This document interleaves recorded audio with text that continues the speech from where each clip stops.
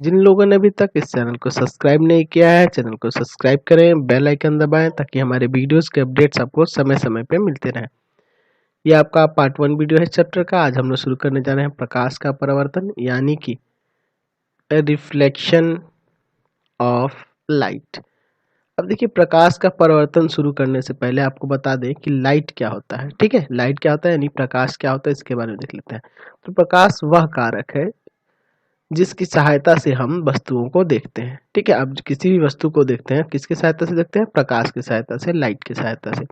तो क्या होता है इसमें कि जब प्रकाश की किरण किसी स्रोत से निकलेगी यानी कि टॉर्च से या कहीं से भी जो प्रकाश आ रही है, किसी प्रकाश स्रोत से प्रकाश की किरण जब निकलेगी, ठीक है, यानी कि अगर यहाँ देखें प्रकाश स्रोत की बात करें तो जिस वस्तु से, है ना, प्रकाश निकलता है उसे प्रकाश स्रोत कहलाता है। ठीक है, उसे क्या कहते हैं? प्रकाश स्रोत। यानी कि जब किसी वस्तु से प्रकाश निकल के, और अगर बात करें तो प्रकाश जो होता है सीधी रेखा में गमन करता है ना, इसलिए वो सीधे निकलेगा।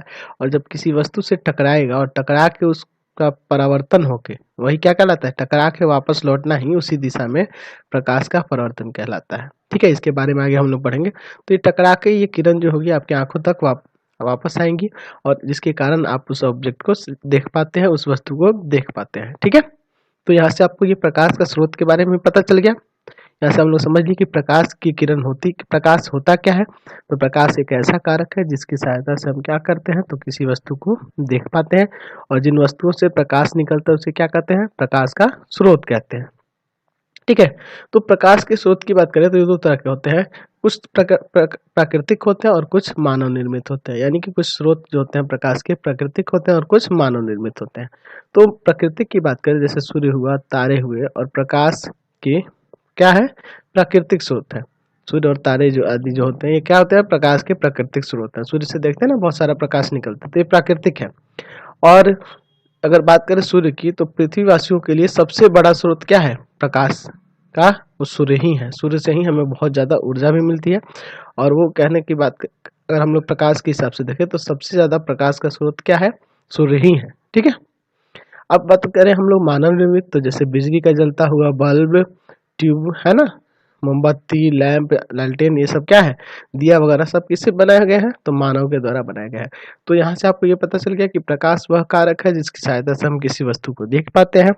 और जिनसे प्रकाश निकलता है उसे प्रकाश स्रोत कहते हैं। प्रकाश स्रोत दो तरह के हो सकते हैं, एक मानव निर्मित और दूसरा प्राकृतिक। तो प्राकृतिक की बात करें, जैसे सूर्य तारों से जो प्रकाश निकलता है ना, इसलिए प्राकृतिक है।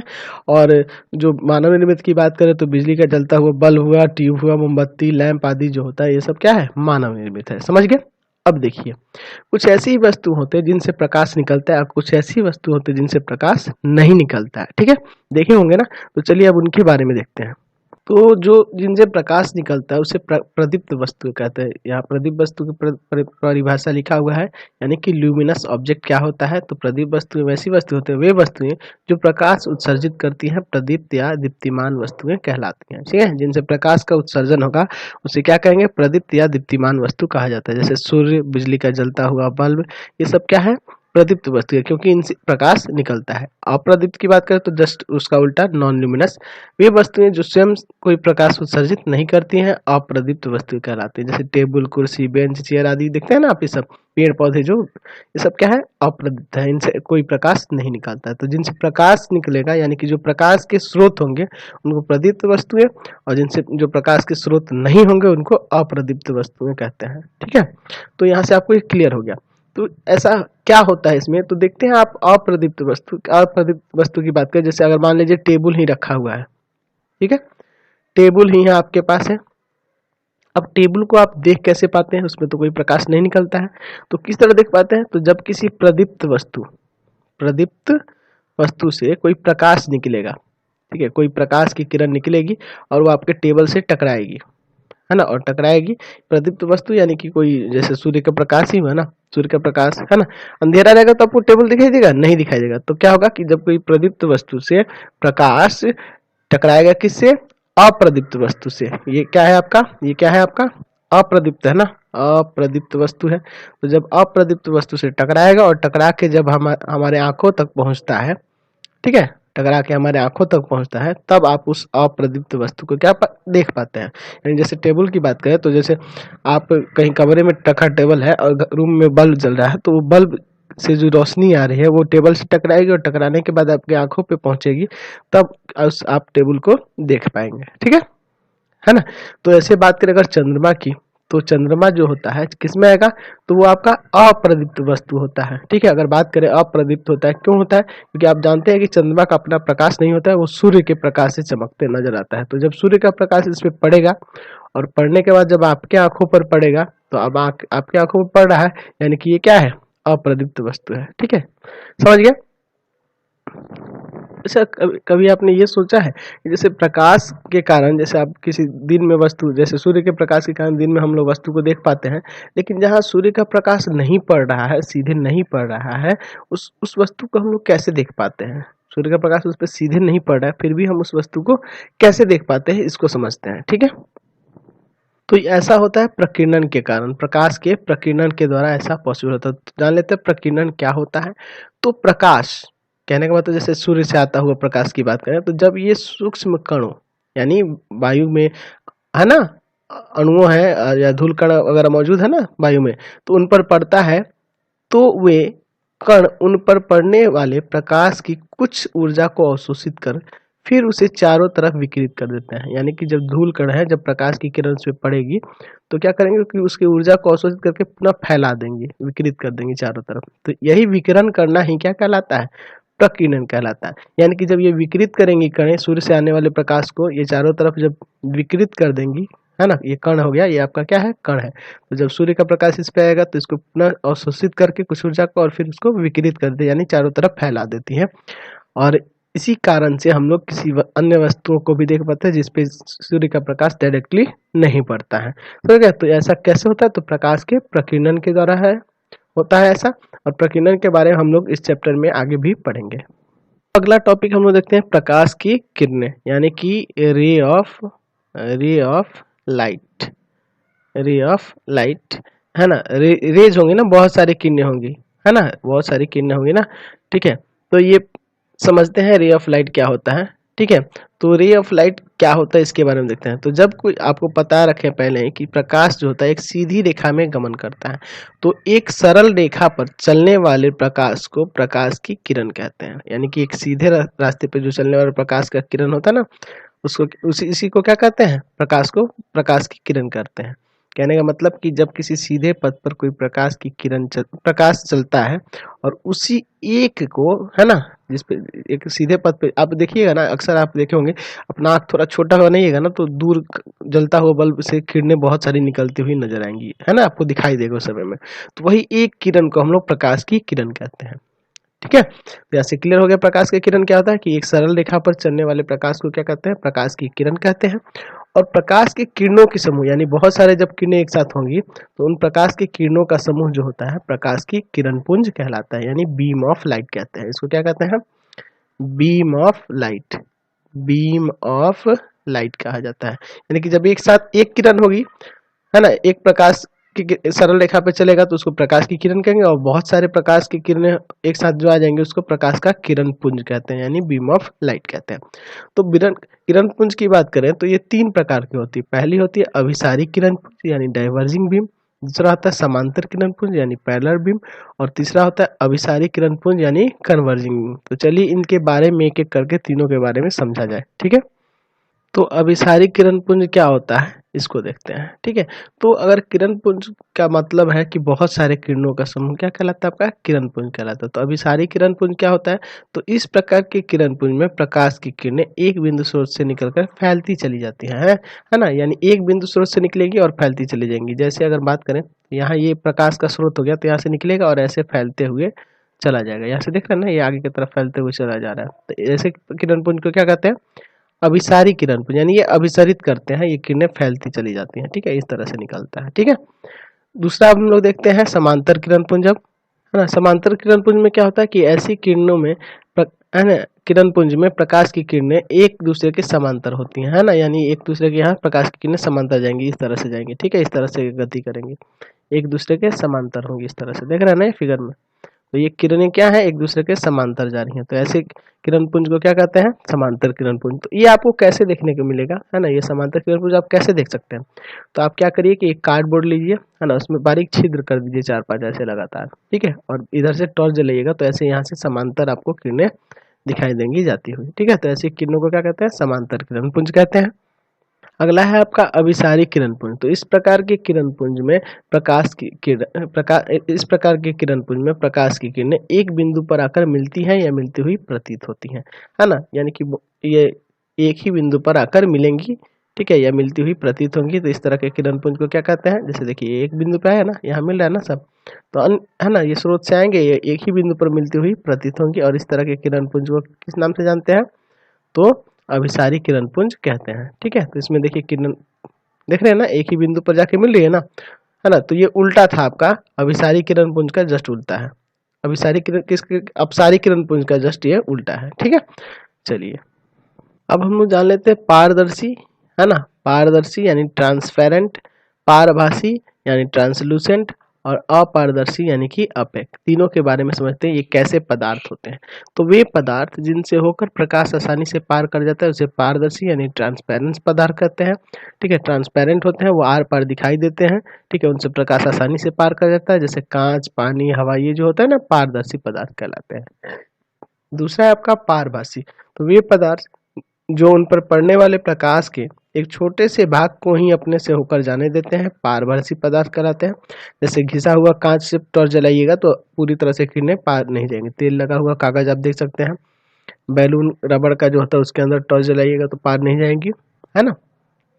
आप आँख की पलक पलक की बात करें, है ना, उसी तरह आपका ड्रेसिंग पेपर होता है, चर्म होता है ना, मांस जो होता है, रक्त होता है, दूध होता है, ये सब क्या होते हैं, हल्के बादल, इनसे भी प्रकाश की किरणें दिखता है ना। जब हल्का बादल रहता है तो धूप बहुत कम आता है ना, ठीक है, हल्का सा रोशनी जैसा आपको दिखाई देता है।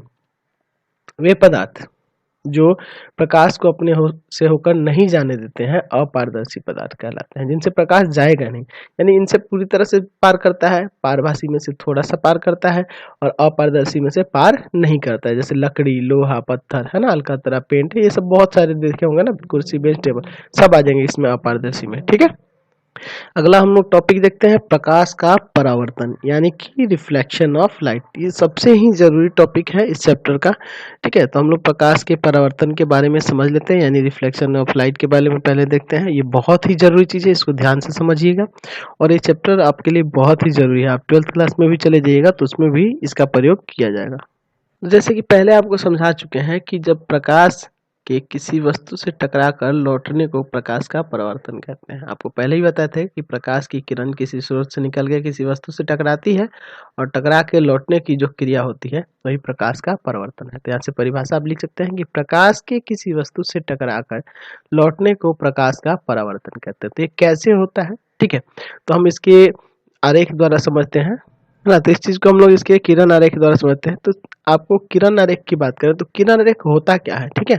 तो किरण आरेख की बात करें तो ये जो प्रकाश की किरणें जो जा रही हैं, टकरा के लौट रही हैं, इसी चीज को दर्शाने के लिए हम लोग चित्र का प्रयोग करते हैं, और उसी चित्र को हम लोग किरण आरेख के नाम से जानते हैं। तो चलिए इसका किरण आरेख द्वारा इसको समझा जाए, ठीक है। सबसे पहले हम लोग एक किरण ले लेते हैं, सॉरी, सबसे पहले हम एक समतल दर्पण ले रहे हैं, ठीक है, ये एक दर्पण ले रहे हैं, ठीक है, और इसको नीचे से क्या कर रहे हैं, कलई कर दे रहे हैं, रंग दे रहे हैं, ठीक है। ये आपका एक समतल दर्पण हो गया, ठीक है। इस समतल दर्पण को एक तरफ से हम लोग इसको रंग दे रहे हैं, इसको यहाँ से रंग दिए, ठीक है, ये आप कलई कर दिए। रंगा इसलिए गया है कि ताकि आपको पता है ना कि दर्पण जो होता है वो क्या होता है, पारदर्शी माध्यम होता है, इससे प्रकाश की किरण आर पार जा सकती है, ठीक है। और दर्पण इसलिए लिया गया है क्योंकि ये समतल होता है, एकदम चिकना रहता है ना, इसलिए ऐसा लिया गया है, ठीक है। आप कोई भी वस्तु यहाँ ले सकते हैं, लेकिन सबसे ज्यादा समतल की बात करें, एकदम प्लेन होता है ना दर्पण, ठीक है, तो ये आपका एक समतल दर्पण है, ठीक है। ऐसा नहीं कि सिर्फ परावर्तन दर्पण पे ही होता है, किसी भी वस्तु द्वारा किसी भी सतह पे होगा, लेकिन समतल दर्पण पे जो परावर्तन होगा वो रेगुलर शेप में होगा, यानी कि बराबर परावर्तन होगा, ठीक है। तो ये आपका समतल दर्पण हो गया, ठीक है, समतल दर्पण हो गया।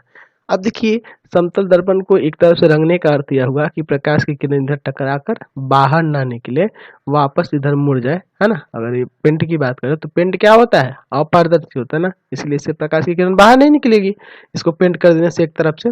ठीक है, आप देखोगे जनरली घर में जो समतल दर्पण यूज होता है ना, वो पीछे से रंगा हुआ होता है। ठीक है, एक तरफ से आप देखेंगे तो रंगा हुआ होता है, इसलिए इसमें भी रंग दिए ताकि प्रकाश की किरण टकरा के बाहर नहीं निकले, क्योंकि कांच तो पारदर्शी होता है ना।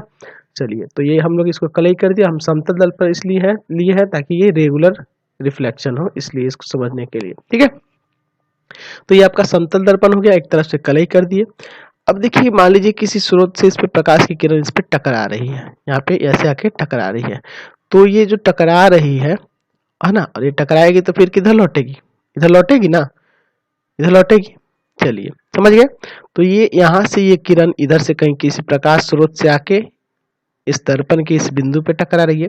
तो जो प्रकाश की किरण किसी स्रोत से आ रही है ना, किसी प्रकाश स्रोत से आ रही है, और इस स्रोत से जो किरण आ रही है, इस किरण को कहा जाता है आपतित किरण। आपतित किरण, इसको क्या कहते हैं, आपतित किरण। अंग्रेजी में कहेंगे आपतित किरण को, है ना, इंसिडेंट रे, क्या कहते हैं, इंसिडेंट रे के नाम से जानते हैं। ठीक है, सॉरी इंसिडेंट रे, इसको नीचे लिख देते हैं यहाँ पे। आपतित, ऊपर जगह कम है, आपतित किरण को क्या कहते हैं, इंसिडेंट रे। ठीक है, और आपतित किरण जिस बिंदु पर टकराती है, ये जो बिंदु जो देख रहे हैं, इस बिंदु को क्या कहते हैं, आपतन बिंदु। इस बिंदु को क्या कहते हैं, आपतन बिंदु।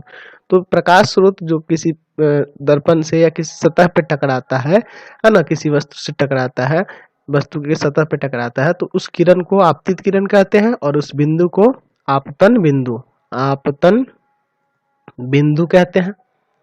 ठीक है, आपतन बिंदु कहते हैं, यानी कि point of incidence, point of incidence कहते हैं। ठीक है, ये पॉइंट ऑफ इंसिडेंस है। अब देखिए ये टकरा के इधर लौट गया, तो इसको कहते हैं परावर्तित किरण। इसको क्या कहते हैं, परावर्तित किरण। ठीक है, इस किरण को क्या कहते हैं, परावर्तित किरण, यानी कि रिफ्लेक्टेड रे, रिफ्लेक्टेड रे। ठीक है, इसको रिफ्लेक्टेड रे, तो यहाँ से समझ गए। तो ये आपका क्या हो गया, परावर्तित किरण। तो यहाँ से आप तीन चीजों का नाम समझ लिए। अब देखिए इसमें क्या होता है, इसमें कुछ और भी किरण होती है। देखिए इस पे एक लंब होता है, एक लंब भी होता है, जिसे हम लोग, है ना, क्यों क्या होता है, ये लंब होता है, इसे अभिलंब कहते हैं, अभिलंब कहते हैं। इसको क्या कहते हैं, अभिलंब होता है। ये समतल दर्पण पे लंब होगा, यानी कि यहाँ 90 बनाएगा। ठीक है, ये अभिलंब होता है, यानी कि नॉर्मल, नॉर्मल रे इसको कहा जाता है।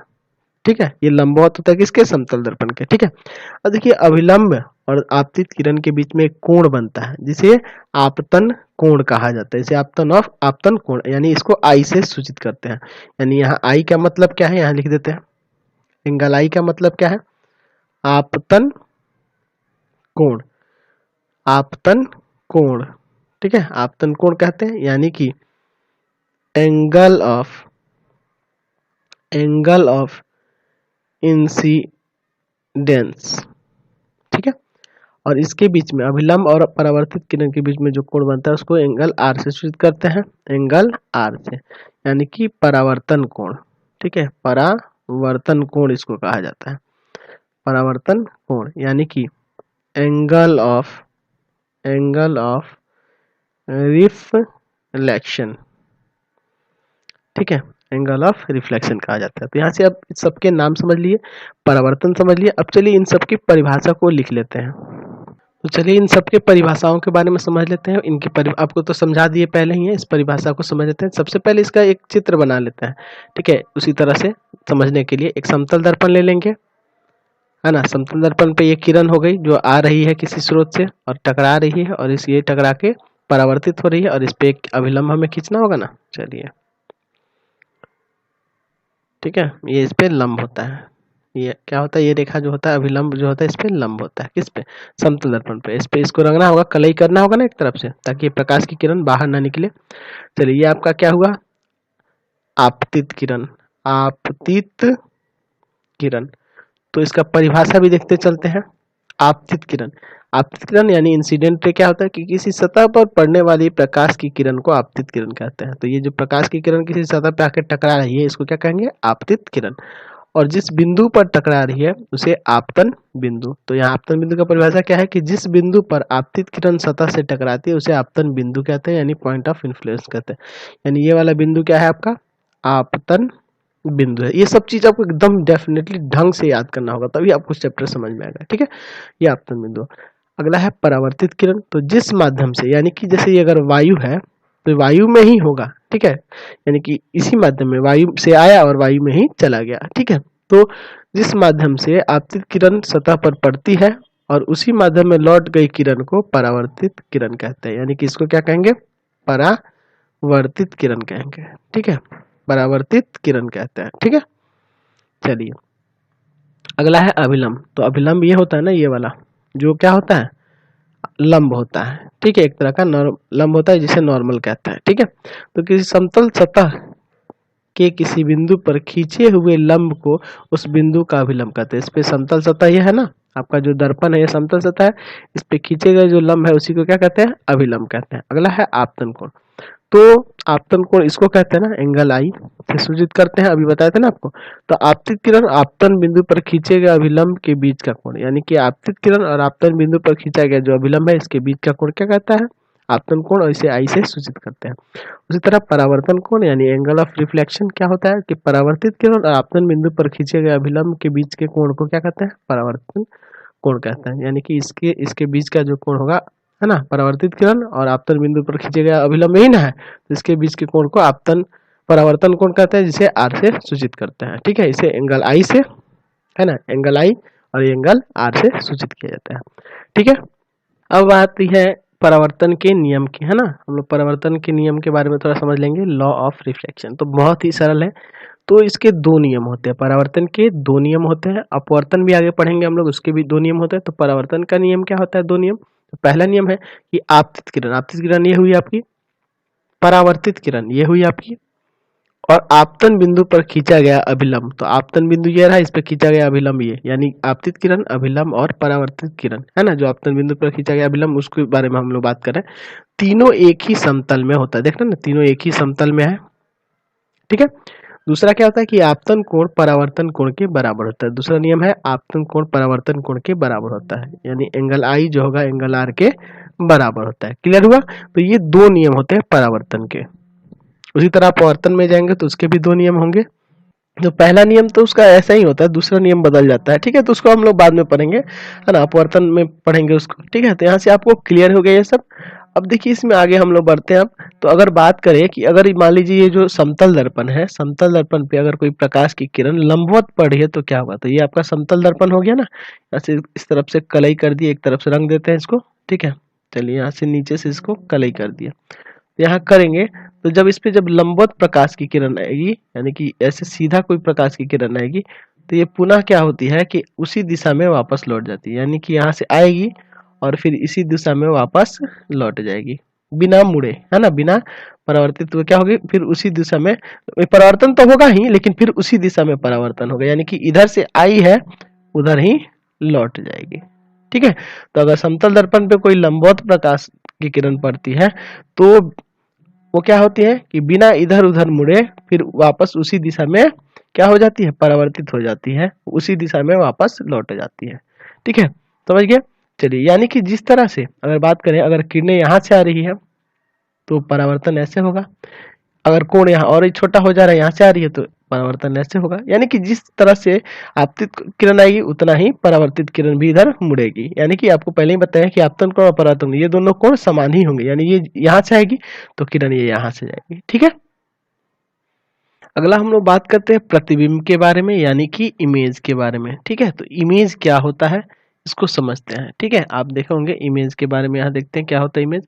तो आप देखे होंगे अक्सर कि जब आप किसी दर्पण के सामने खड़े होते हैं है ना, तो आपको उसमें आपका चेहरा दिखाई देता है ना, वही क्या है, आपका प्रतिबिंब है। तो प्रतिबिंब क्या होता है उसकी परिभाषा से समझते हैं। तो किसी बिंदु स्रोत से आती प्रकाश की किरणें दर्पण से परावर्तन के बाद जिस बिंदु पर मिलती है या मिलती हुई है ना, जिस बिंदु पर मिलती है या आती हुई प्रतीत होती है या मिलती हुई प्रतीत होती है, उसे उस बिंदु स्रोत का क्या कहते हैं, प्रतिबिंब कहते हैं। ठीक है, फिर से परिभाषा देखिए कि किसी बिंदु स्रोत से आती हुई प्रकाश की किरणें दर्पण से परावर्तन के बाद, कहने का अर्थ यह है कि जैसे मान लीजिए आप कोई वस्तु रखा है ना, कोई वस्तु दर्पण के सामने आपने रख दिया है, तो दर्पण के सामने जब वस्तु रखे हैं तो इसके अभिन्न भिन्न बिंदुओं से प्रकाश की किरणें इस पे जाएंगी और परावर्तन के नियम के पालन करते हुए परावर्तित होंगी और जिससे उसका प्रतिबिंब आपको दिखाई देता है। ठीक है, चलिए तो क्या होता है इसमें कि किसी बिंदु स्रोत से आती प्रकाश की किरणें दर्पण से परावर्तन के बाद जिस बिंदु पर मिलती हैं या जिस बिंदु से आती हुई प्रतीत होती हैं, उसे उस बिंदु स्रोत का क्या कहते हैं, प्रतिबिंब कहते हैं। तो प्रतिबिंब की बात करें तो प्रतिबिंब दो तरह का होता है, पहला होता है वास्तविक और दूसरा होता है आभासी या काल्पनिक प्रतिबिंब, यानी रियल इमेज और वर्चुअल इमेज। तो समझ लेते हैं अब थोड़ा रियल इमेज क्या होता है और वर्चुअल इमेज क्या होता है। ठीक है, चलिए तो वास्तविक प्रतिबिंब क्या होता है पहले इसको देखते हैं, यानी कि रियल इमेज क्या होता है। तो किसी बिंदु स्रोत से आती प्रकाश की किरणें दर्पण से परावर्तन के बाद जिस बिंदु पर वास्तव में मिलती है, ठीक है, उसे उस बिंदु स्रोत का वास्तविक प्रतिबिंब कहते हैं। तो वास्तविक प्रतिबिंब जो होता है उसको पर्दे पे प्राप्त किया जा सकता है। ठीक है, और वास्तविक प्रतिबिंब जब भी होगा वस्तु की अपेक्षा हमेशा उल्टा होता है। ठीक है, वस्तु की अपेक्षा क्या होता है, हमेशा उल्टा होता है, वो वास्तविक प्रतिबिंब होता है।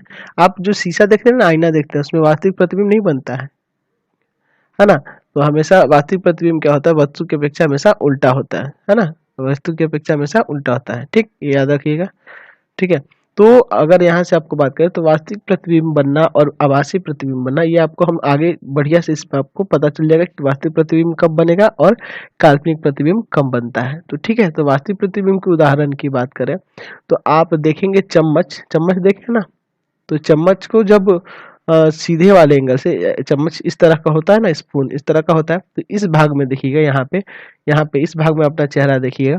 अगर नया चम्मच हो यानी रफ ना हो, स्मूथ हो, यानी कि नया चम्मच होगा तो उसमें चेहरा देखिएगा अंदर की तरफ यहाँ पे, तो आपको जो चेहरा दिखाई देगा वो हमेशा कैसा दिखाई देगा, तो आपको उसमें चेहरा जो होगा उल्टा ही दिखाई देगा। इसमें आपको चेहरा कैसा दिखाई देगा, उल्टा दिखाई देगा, यानी कि वास्तविक दिखाई देगा। ठीक है, आपको देखिएगा चेहरा उल्टा दिखाई देता है।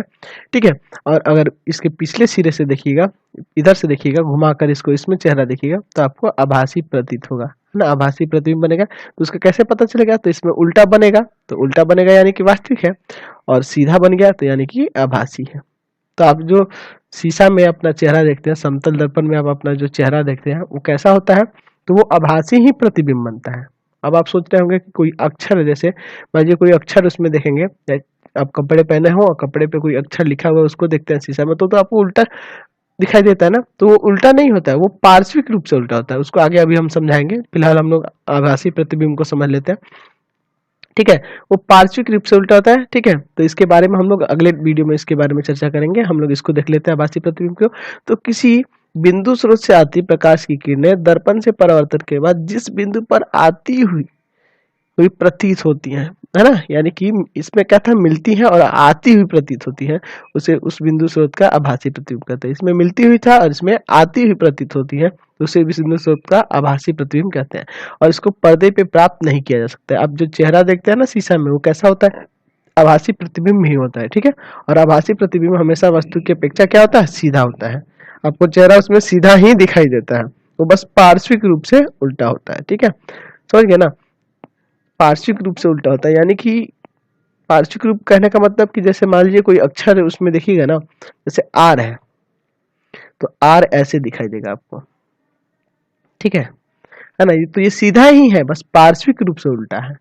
और ये अगर बात करें, अगर ये इसमें, तो इसमें आपको इस तरह से ही दिखाई देता है। दर्पण अगर होगा तो दर्पण में आप चेहरा देखते होंगे, वो इस तरह से ही दिखाई देता है। तो इसके में कैसे समतल दर्पण में प्रतिबिंब किस तरह से बनते हैं, इसके बाद हम लोग चर्चा करेंगे अगले टॉपिक में। ठीक है, फिलहाल यहाँ से आपको समझ गया कि ये जो चेहरा बनता है आपका, वो क्या बनता है, तो आभासी और सीधा ही बनता है। ठीक है, और उल्टा बनना रहता है ना, तो उल्टा का मतलब ये होता है, जैसे ये आर ऐसे है तो ये आर ऐसे उलट जाएगा। ठीक है, ये उस तरह से हो जाएगा। इस तरह से, तो ये उल्टा होता है, ये उल्टा हुआ, ठीक है, समझ गए ना, ये आर ऐसे है तो ये पलट गया, यानी कि ये उल्टा हुआ, ठीक है। लेकिन ये सीधा ही है, बस पार्श्विक रूप से उल्टा है, यानी कि इसका है ना, ये स्थान इधर चला गया है और ये स्थान इधर आ गया, ये पलट गया है खाली, ठीक है। और ये ऊपर नीचे पलट गया है तो ये उल्टा होता है, और ये जो होता है पार्श्विक रूप से उल्टा होता है, ठीक है। तो इसके बारे में हम लोग आगे समझेंगे, इसके बारे में अगले वीडियो में चर्चा करेंगे इसके बारे में बढ़िया से। अभी आपको समझ में आ गया कि वास्तविक प्रतिबिंब क्या होता है। तो किसी बिंदु स्रोत से आती है प्रकाश की किरणें, दर्पण से परावर्तन के बाद वास्तव में जिस बिंदु पर मिलती है उसे उस बिंदु स्रोत का वास्तविक प्रतिबिंब कहते हैं। इसको पर्दे पर प्राप्त किया जा सकता है और ये वस्तु की अपेक्षा हमेशा उल्टा होता है। आभासी प्रतिबिंब की बात करें तो ये किसी बिंदु स्रोत से आती प्रकाश की किरणें दर्पण से परावर्तन के बाद जिस बिंदु पर आती हुई प्रतीत होती हैं उसे उस बिंदु स्रोत का आभासी प्रतिबिंब कहते हैं। इसको पर्दे पर प्राप्त नहीं किया जा सकता है और आभासी प्रतिबिंब जो होता है वस्तु की अपेक्षा हमेशा सीधा होता है, ठीक है। तो ये आप इस चम्मच में आप देखेंगे तो आपको ये दिख जाएगा, जो अभी आपको बताए थे ना उस तरह से आप देख सकते हैं। तो अब इसी के साथ इस वीडियो को इन कर देते हैं, हमारे चैनल को सब्सक्राइब कर दें, बेल आइकन दबा दें और ज्यादा से ज्यादा शेयर करें, ठीक है। जितना ज्यादा हो सके वीडियो को शेयर करें। Thanks for watching.